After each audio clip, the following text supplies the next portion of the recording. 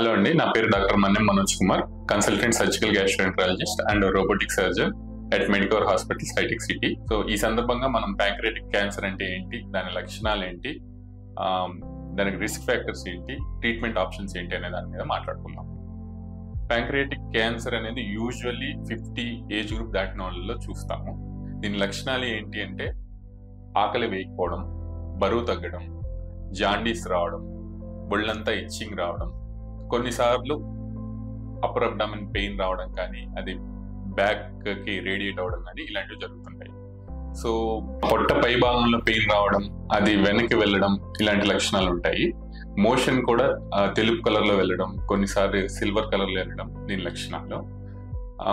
ఇది ఇలాంటి సిమ్టమ్స్ ఉన్నప్పుడు immediately we have to reach for the doctor and diagnosis usually CT scan ఇవన్నీ చేస్తాము. అండ్ ఇప్పుడు risk factors for pancreatic cancers ఏమేమి ఉంటాయంటే ముఖ్యంగా 2 కారణాలు: స్మోకింగ్ ఒకటి, ఒబేసిటీ ఒకటి. ఇవి కాకుండా జెనెటిక్ గా, ఫెమిలియల్ గా కూడా వస్తుంటది. And there is a relation between diabetes and alcohol intake also with pancreatic cancer. And treatment options వస్తే బేసిక్ గా ప్యాంక్రియాటిక్ క్యాన్సర్ కి ఓన్లీ 1 ఆప్షన్, కంప్లీట్ 100% క్యూర్ ఇవ్వగలిగేది సర్జరీ మాత్రమే.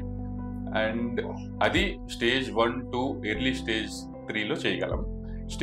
Advanced stage 3 disease and stage 4 disease లో మనం surgery చేసే option ఉండదు.